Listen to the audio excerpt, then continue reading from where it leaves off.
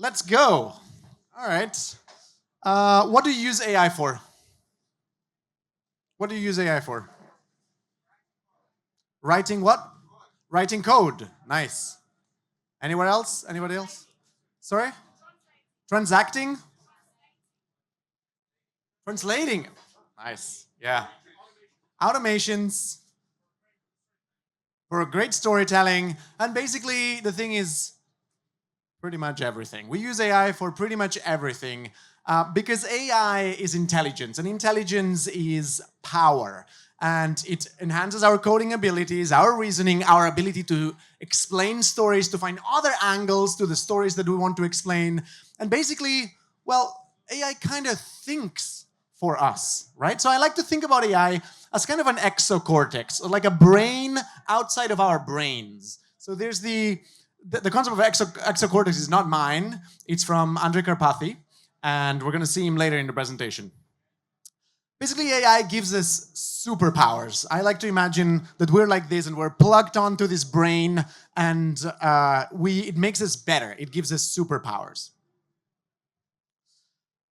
Well, what can go wrong with these superpowers? Basically, what if we get cut off of this brain? What if we get cut off of this superpower? Or even worse, why if it doesn't work for us? Because these superpowers, these brains are mostly not really working for us. They're part of OpenAI servers, Google servers, Anthropic servers, Apple servers, whatever, but it doesn't really work for us. We're only renting out those brains, right?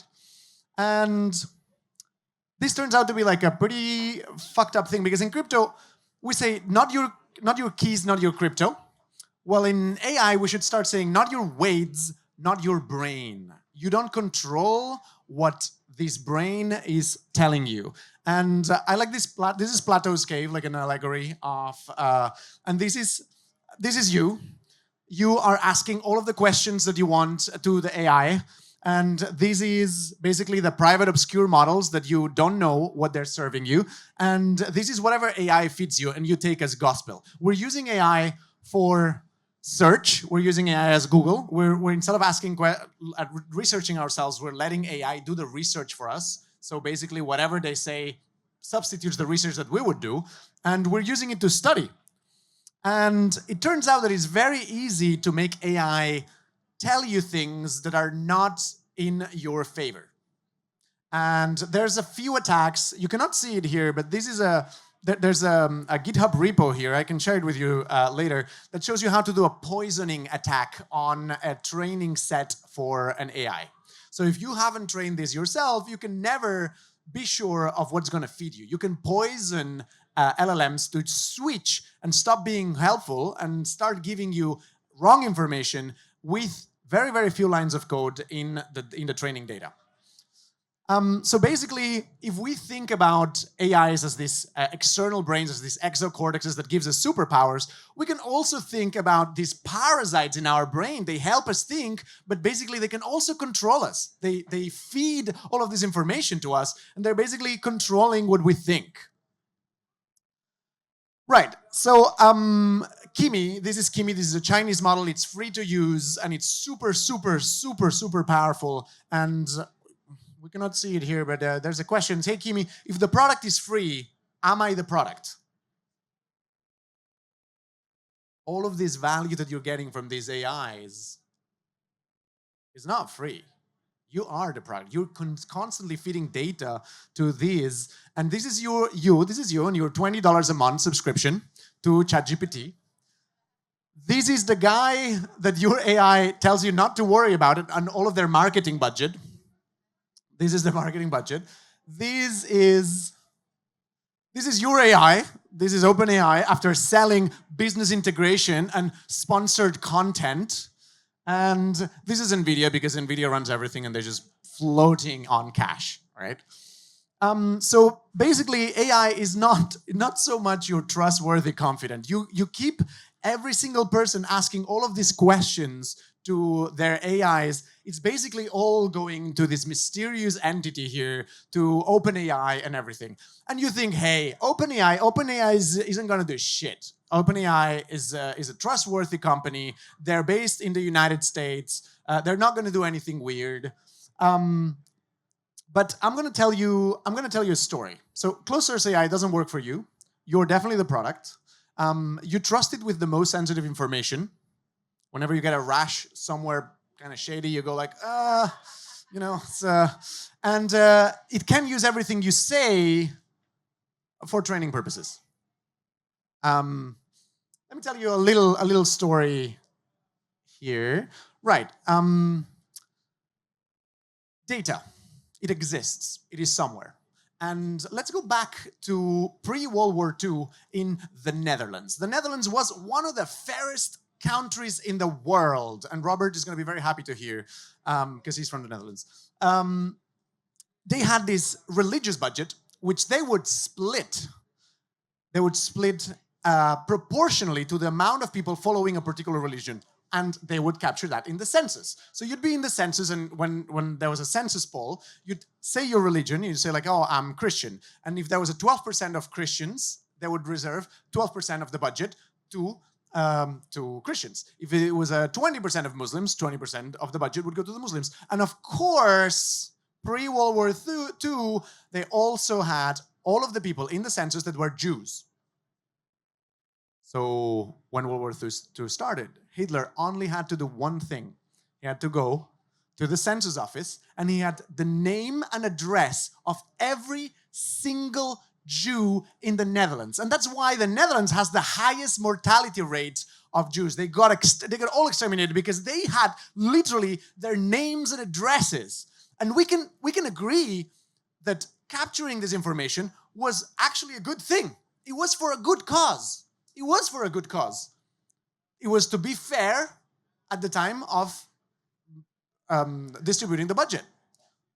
But data exists, and it does not exist in a void, and people can get it and use it for things that maybe OpenAI, maybe it's right, maybe OpenAI will not do anything weird with this data, but this data exists, and it can be used for something weird.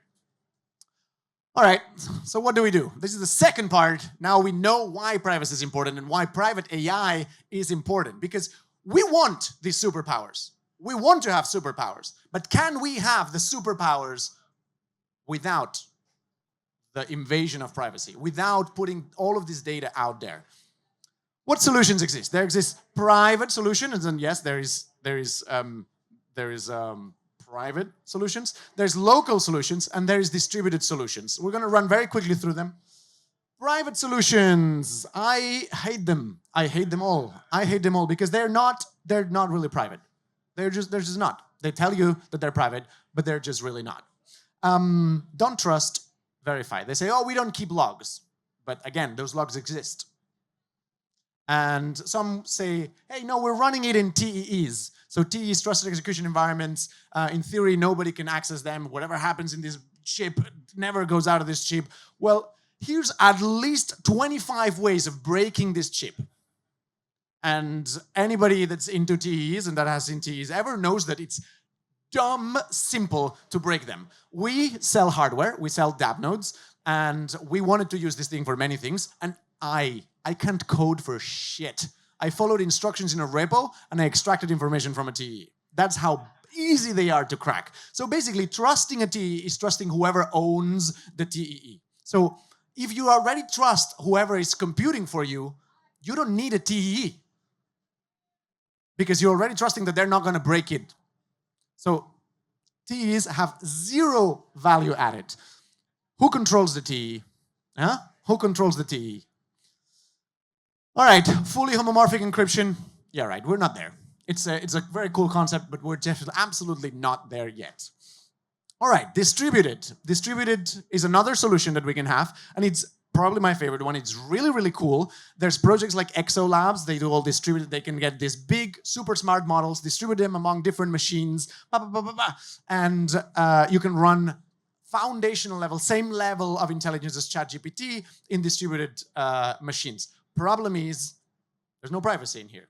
There's a lot of smarts, but there's no privacy. And if you distribute this like blockchain in untrusted computers all over the world, literally every single person of that chain of thought, of that distribution of the model, will know what you're asking this model. So we're not there yet. Distributed models, very cool. You can run much smarter models than what you can run in your own computer, but not private. So this brings us to, this is us running an EXO cluster. So it just brings us to local. Local is great. There's many solutions to run local AI. We have LM Studio, we have Olama, and honestly, they're great. But they have two main drawbacks, according to myself. Number one is the user experience is not as good as ChatGPT and all of this. You've got Open Web UI, who has like a ChatGPT-like environment, but it's not you just pull out your phone, ask a question, easy peasy. Second one, and the most important, is that these models are very chunky. They're very big. And you cannot run them on your Mac, on your laptop, on your computer. You're most likely going to run out of memory, and it's going to be quite hard. But this is ending. This is changing. So what do? We are working on this, obviously. And we are working with NVIDIA hardware. Again, those are the ones that get the money all the time. We're working with NVIDIA hardware, also AMD hardware, but NVIDIA just works better for now. And we're creating a machine that you can have that can run really fucking smart models, and you can have at your home. And it's not that expensive. And it can run, and it's very simple. It's not technical to run. It's very simple because we've integrated with Dabnode, which is a free open source software that you can install in any machine. You can buy this machine and install it yourself and make your own LLM runner. So what is Dabnode? Dabnode allows you to run any infrastructure privately on your own machine and without any technical knowledge. We have a nice UI and you can follow through. And we have plug and play hardware, and we have free open source hardware that you can install. Now let's get into the AI. So we have this dApp store. You can install dApps. It's like the app store on your phone. You install apps on it and you break it. So what do we have in AI? We are launching this AI toolkit, and it has three main things. I like to think about AI, local AI, in three main parts. Number one, you need a brain. The brain is the LLM, the model itself. Then you need something to do automations, agents. And finally, you can build anything on top. Once you have these two, you can build anything on top. So we've got Open Web UI and Olama for the brain, N8N for automations, and Image as one of the tools that you build on top. So you can run Open Web UI, which is the same as ChatGPT. And the cool thing is that you can run it on your phone, and you can run GPT on this hardware. You can run GPT OS 120 billion, which has the same level of intelligence as O3, which was the flagship model 8 months ago. So 8 months ago, you had to pay, and now it's the easiest to run on this hardware. Like, it's going so fast, and it's only going to go faster.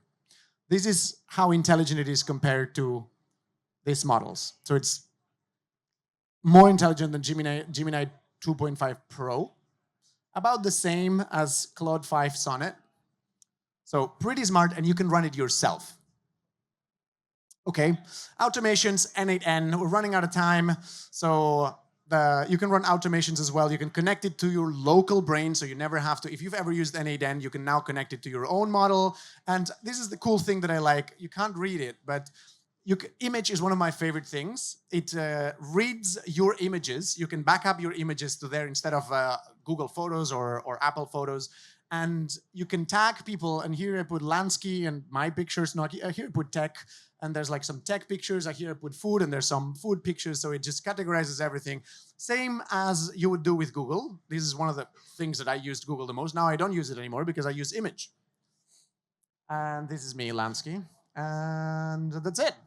So recapping, closed source AI is a treacherous friend. It gives you superpowers, but your data is out there. Alternatives.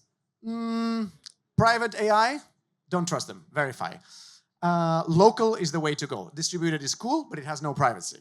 And what can you do now? You can scan this QR and try to get one of these dApp nodes. And again, if you can get, Dabnode is free open source software, so you can always install it in your own machine. We're only going to provide you hardware that will be able to run very, very strong models. But you can build your own machine, install Dabnode on it, and you run those models yourself. Thank you.